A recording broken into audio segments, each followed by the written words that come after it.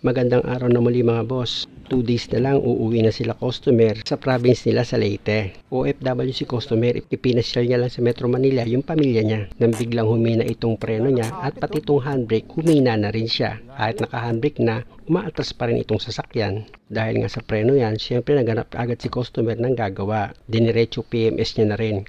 Ang problema, nung pina-estimate niya, 18,000 daw lahat na magagastos. Kaya lumipat siya sa ibang pagawaan, pina-check up niya na lang.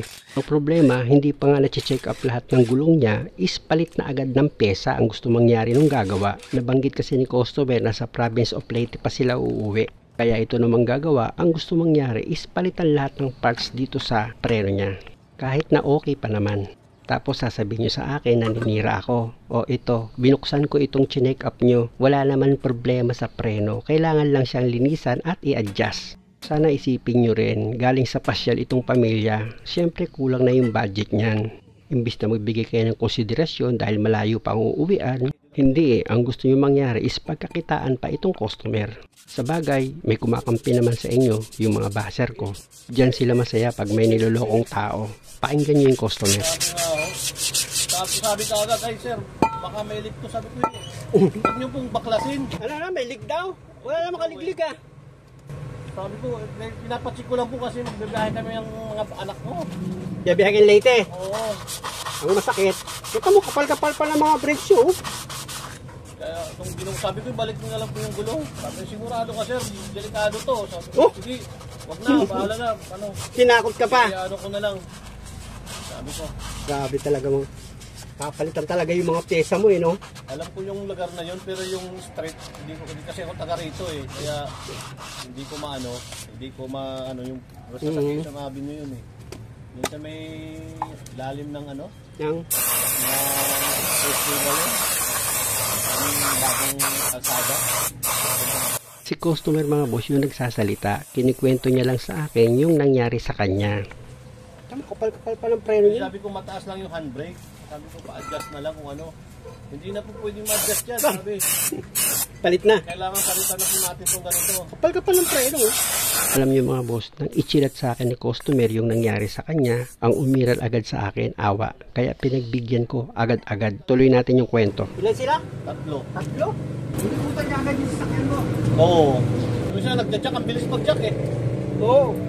Tapos yung isa, bilis magtanggal ng gulong. Pagkatanggal ng gulong, yung isa tumingin. Oo. Sabay-sabi ka agad na ganito, palitan na natin ito ganyan.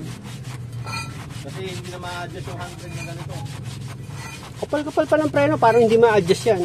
Sabi ko, sandali. Hindi ko pwede yung ganito. Grabe no? Ibig sabihin, kung okay ka lang ng okay, iyak ka talaga. Balik na ako sa trabaho mga boss. Dahil nalinis ko na itong brake drum niya, pati itong brake shoe, i-adjust ko na itong preno niya dito sa brake adjuster. Gaya ng sinasabi ko sa inyo mga boss, pag nag-adjust kayo ng preno, dapat pag inilagay nyo itong brake drum, hanggat maaari, napipihit nyo itong brake drum. Huwag yung kapit na kapit siya. Kasi pag ganun, pwedeng manikit itong preno mo sa likuran. Dapat ganyan, napipihit mo siya. At dapat malakas din yung pakiramdam mo. Kapag pinihit mo siya dito, hanggat maaari, sa kabilang side, pag pinihit mo yung brake drum, same sa pakiramdam mo sa pagpihit dito sa in-adjust mo. Para sigurado ka na balance yung pagkaka-adjust mo ng preno. At pag naikabit mo na itong gulong, ikutin mo siya ulit para sigurado ka sa pagkaka-adjust mo. Dahil hindi naman masama kung magiging sigurista ka. Unang-una, ikaw din kasi ang mapiperwisyo. Kaya mas maganda na yung sure ball. Dahil okay na yan mga boss, lilipat naman ako dito sa kabilang side. Dahil nga sa ang gusto kong mangyari, patunayan sa inyo na itong brake shoe niya dito sa likuran is okay pa siya at hindi siya palitin. Pangalawa si Basser na walang ginawa kundi mag-isip ng masama sa kapwa. Sasabihin niya, dyan makapal dito sa kabilang side manipis. Ganun mag-isip yun eh. Kaya totoo talaga yung sinabi ng Diyos na wala sa masama ang makakaunawa. Dahil kung nauunawaan mo ang paggawa ko ng video, matutuwa ka kasi nakakatulong ito sa mga may sasakyan. Unang-una, basic at madali intindihin. Kung makikita nyo mga boss yung boot dito sa wheel cylinder niya, yan yung inangat nung nag-check up na mekaniko na meron daw tagas, pero nung check ko is wala naman, kaya ibinalik ko na lang itong boot dito sa brake cylinder niya. Alam niyo mga boss, yung 4 na gulong nito binuksan ko para ma-check ko yung mga preno niya. Lahat sila mga boss is okay, walang problema. tagas, walang tagas. Yung brake shoe makapal, yung brake pad makapal. Sa naging diagnose ko, kaya humina ang preno ni customer dahil nga sa unang-una sa layo ng biyahe niya. Pangalawa, pagdating niya sa Metro Manila, siyempre nag-ikot-ikot yan, may traffic, siyempre pabigla-bigla ng preno yan. Kaya yun, possible talaga humina yung preno niya.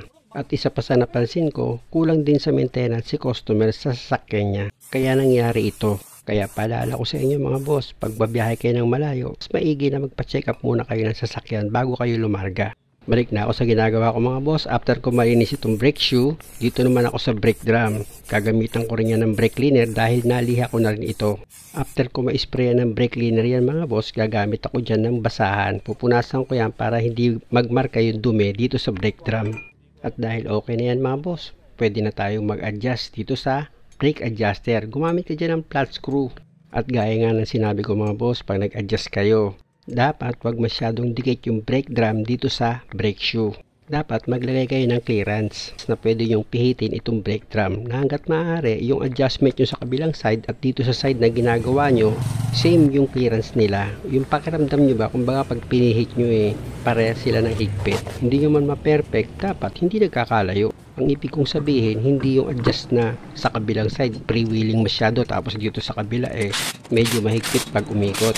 Dapat hindi ganun mga boss. Dahil okay na, i-check ko na itong handbrake niya. Take note mga boss, pag adjust ko ng handbrake, kasama na dyan yung brake pedal sa nag-adjust. Hilahin ko na itong handbrake mga boss o diba? Umiksi na siya. Sabi nga ni customer, before ko ginawa ito, nag-handbrake na siya pero umaatras pa daw itong sasakyan niya. Pero ngayon, malakas na yung preno, malakas pa pati handbrake. Salamat!